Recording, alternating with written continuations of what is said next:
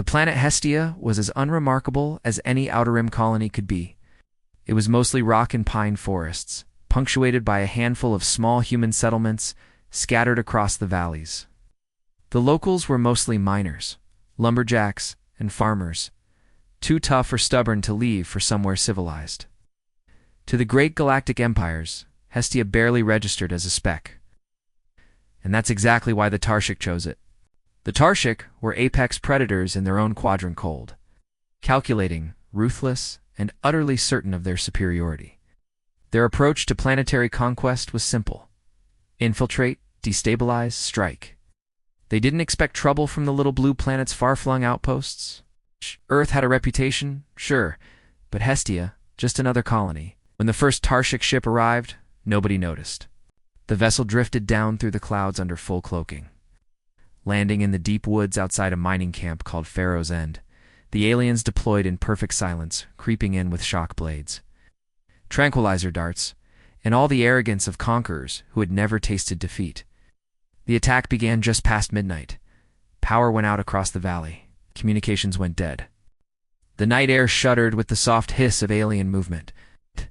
And then the screams started, short, sharp, cut off too fast. The Tarshek didn't expect resistance. They didn't expect Sergeant Miles Harper. Harper was old for a colonial militiaman gray at the temples, with a limp he never talked about, and the kind of stare that made even the hardiest of miners shut up and listen.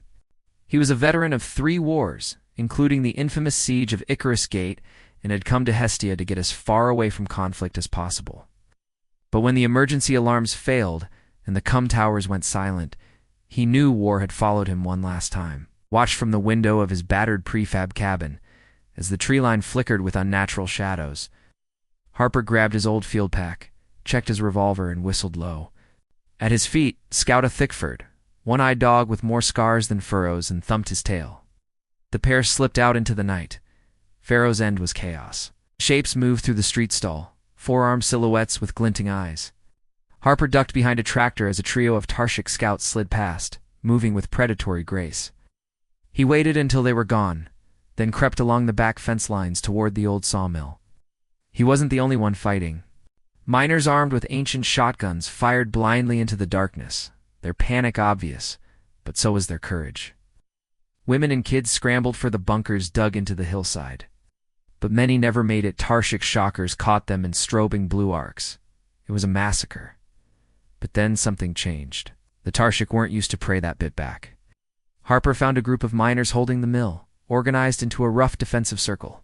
He took command without a word, slipping into the rhythm of command like he'd never left. He taught them how to set traps with wire and nails, how to use shadows and firelight to mislead, how to turn every bottleneck into a kill zone. Scout was his shadows slinking through the dark, warning with low growls and sudden vicious attacks. The old dog was silent death in the chaos. By dawn, Pharaoh's End was half destroyed, but it still stood. Dozens were dead human and Tarshek both. The surviving aliens regrouped outside the town, furious, sending drones to scan the area. But Harper had already begun Phase 2. He knew the Tarshek operated on fear, on overwhelming force. He also knew they'd never expect a counterattack from a bunch of farmers and miners. Harper led his makeshift militia into the woods, attacking patrols, cutting supply lines, sabotaging equipment. He left signs everywhere: a bloody handprint here, a booby-trapped drone there. Each loss shook the Tarshek more. They started sending in bigger squads.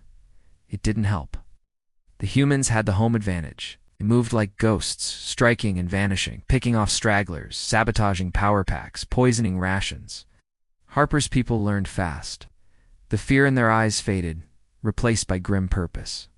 Even the kids helped, relaying messages, scouting trails, hiding weapons in tree hollows. Every night the Tarshek lost ground. Their technology failed under the constant sabotage, their morale crumbling. The forest, once their hunting ground, became a maze of traps and death.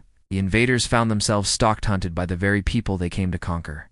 Days blurred together. Harper never slept more than an hour at a time. He patched wounds, reloaded weapons, planned ambushes. He watched the Tarshek grow desperate, then afraid. Scout stuck to his side, eyes always searching, ears perked for the faintest sound. One night, the aliens tried a full assault. They swept in from all sides, weapons blazing. Buildings exploded, trees shattered, but Harper was ready. The townsfolk fought like cornered animals, using fire, axes, even bare fists when ammo ran out. Harper moved through the chaos, shouting orders, pulling people to safety, rallying the line. It was a slaughter. The Tarshek fell back, leaving their dead behind. For the first time, the invaders broke discipline, arguing, panicking. Appa watched from the shadows, blood-spattered and exhausted, and felt something cold and dangerous stir in his heart. They'd come to hunt, but now they were the hunted. The next day, human reinforcements arrived. Word had spread across Hestia. Pharaoh's End was fighting back. Other settlements sent volunteers, weapons, food. The colony united, emboldened by tales of Sergeant Harper and his ragtag militia. The Tarshek tried to retreat, but Harper cut off their escape. He laid traps on the only paths out, bottling them up in a ravine. The final battle was brutal shotguns, hunting knives, rocks, and fists. The last of the Tarshek died screaming, surrounded by a circle of silent, grim-faced colonists. In the aftermath, Hestia was scarred but unbowed. The dead were buried, the wounded tended, the survivors rebuilt, tougher than before.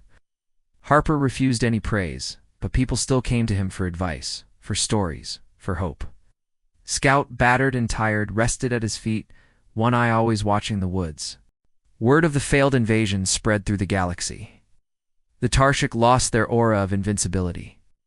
Other alien powers took notice. Humans, it seemed, were not prey at all but predators. The legend of Hestia's stand grew, inspiring other colonies to fight, to resist. To believe in the old truth, you daren't corner a human unless you're ready to pay the price. Miles Harper never left Hestia again, grew older, slower, but never weak. On stormy nights, when the wind howled through the trees and the shadows lengthened, he'd sit by the fire with Scout at his side. He'd listen to the children daring each other to sneak into the forest, to tell stories of monsters and heroes, to whisper of the night Pharaoh's End fought back.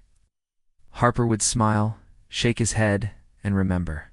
And deep in the woods, the scars of battle would remain a silent warning, promise that even on the forgotten edges of the galaxy, humanity's heart still burned, wild and unbroken.